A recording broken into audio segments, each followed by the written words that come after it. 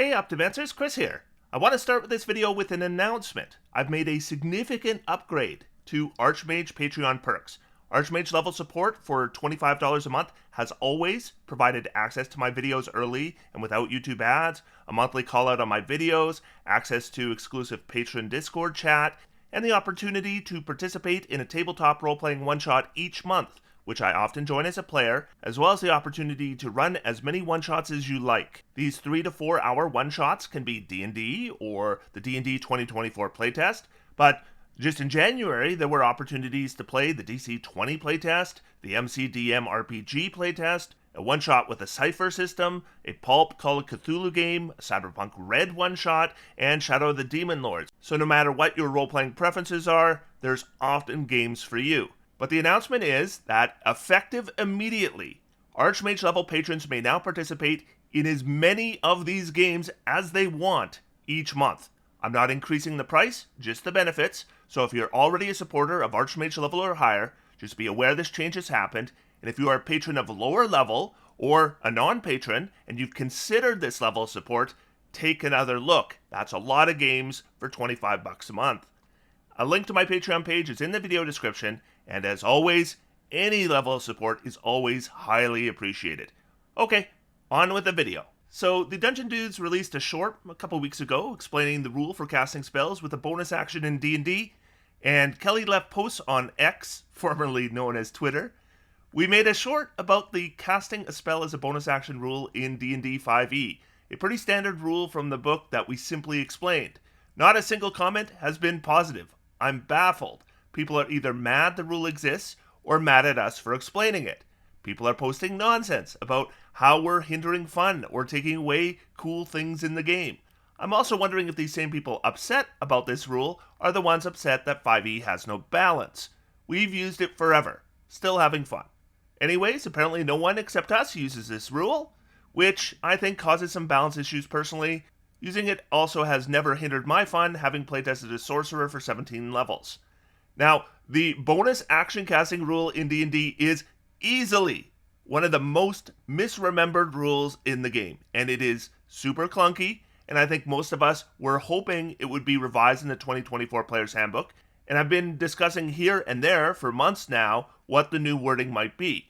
And I'm not saying that I think that spellcasters should be able to cast 2-leveled spells on their turn, but that's not the rule. The rule only affects your turn if you cast a bonus action spell. And that is the bit that gets people really confused. So, with the current rules, this one on your screen, a spell cast with a bonus action is especially swift. You must use a bonus action on your turn to cast a spell, provided you haven't already taken a bonus action this turn. You can't cast another spell during the same turn, except for a cantrip with a casting time of 1 action. There is no rule in D&D that says you can't cast 2-leveled spells on your turn. People often remember this rule that way because if you cast a spell with a quickened action, then if you want to cast a spell with your action, it can only be a cantrip, so they kind of conflate it to no 2-leveled spells on the same turn, but that's not the rule. This only applies if one of the spells is cast with a bonus action. So what that means is a sorcerer who wanted to cast Fireball with a quickened spell metamagic couldn't cast Fireball with their action anymore because they've cast a spell with a bonus action. However, if a spellcaster casts Fireball with their action, then say uses a fighter's action surge to get another action, they could cast another Fireball because they haven't cast a spell with a bonus action. The restriction only applies when you cast a spell as a bonus action.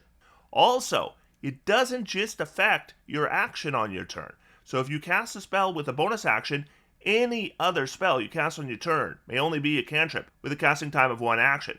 So if you, for example, were to cast a Fireball with your bonus action using Quickened Spell, and an enemy spellcaster were to counterspell you, you would not be able to counterspell their counterspell, because counterspell is not a cantrip with a casting time of 1 action, and it's still your turn.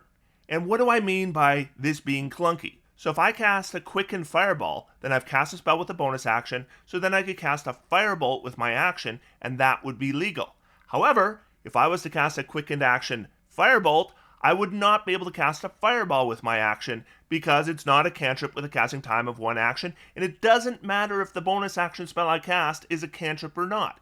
I could cast Magic Stone, I could cast Shillelagh. If I cast either of these, it is a bonus action spell, so it falls under this rule, meaning I can't cast another spell on the same turn, except for a cantrip with a casting time of 1 action. This is clunky and hard to remember.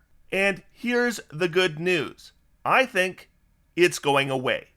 No, I'm not saying they're going to reword this rule. I'm saying this rule I do not think is going to appear at all in the 2024 Player's Handbook in any form. I think. And not just because Baldur's Gate 3 doesn't have this restriction. Because this terrible rule, as clunky as it is, does have a purpose. And that is to prevent Quicken Spell turning a sorcerer into 2 wizards. And that is something I don't think we want to remove. If the sorcerer can cast Fireball twice on their turn, and the wizard can cast it once, that is just too big an advantage to give to the sorcerer. This rule prevents the sorcerer from doing that, and I think that's why this rule is here in the first place. But for 10 years, people have been getting this rule wrong, and it is very unpopular. Well, we have had several versions of the Player's Handbook playtest so far, and if it goes to print as it is, do we need this rule? No. This rule now serves no purpose at all in the playtest. Like Quicken Spell in the playtest includes this wording. You can't modify a spell this way if you've already cast a spell of 1st level or higher on the current turn. Nor can you cast a spell of level 1 or higher on this turn after modifying a spell this way. So the restriction is built into Quicken Spell itself. But what about other possible interactions? A spellcaster with 2 fighter levels can use Action Surge to cast another spell, which optimizers figured out years and years ago as a way to bypass the bonus action spellcasting rule so that you could cast 2-level spells on your turn. Because if you don't cast a bonus action spell, then this rule does not apply. Well, the playtest has taken care of that. The restriction is built into Action Surge itself. You can take another action except the magic action, so you can't use it to cast a spell. Okay, so does the bonus action spell rule serve any other purpose? I mean, it keeps you from casting Misty Step and then casting another leveled spell on your turn, but is that restriction actually doing anything? Eladrins have a bonus action teleport. Shatterkai have a bonus action teleport. In the playtest, Goliaths can choose a bonus action teleport, and since none of these things are spells, they are not restricted by the bonus spell casting rule. Meaning restricting Misty Step becomes totally unnecessary because we have similar legal interactions already in the game. In fact, there are no bonus action spells that end up being a balanced problem. And I mean bonus action spells as in spells with a bonus action casting time, not 1 action spells that are quickened that can create balance issues if you can use your action to cast another spell. So a cleric could cast Healing Word and Cure Wounds on the same turn. And yeah, why not? That's not a balance problem. The big balance issues, as in the ones that the bonus action spellcasting rule prevent, are already taken care of in the playtest, and I don't think that's an accident. I don't think they're intending to be redundant.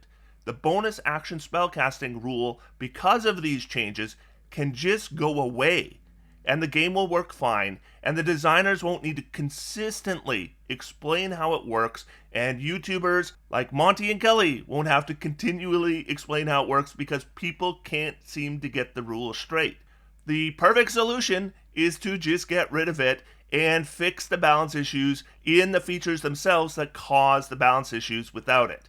And considering how misunderstood and misremembered this rule has been over the past 10 years, I am guessing the designers are going to be more than happy to see it gone as well. If you think there's any reason for them to keep this rule, considering the changes they've made in the playtest so far, please let me know, because as far as I can see, this now serves no good purpose in the game anymore, and it is fine for them to just let it go, and I'm assuming that's exactly what we're going to see. And for the record, I'm not convinced that the bonus action casting time rule is the only rule that's going away. Don't get me started on the rules for surprise.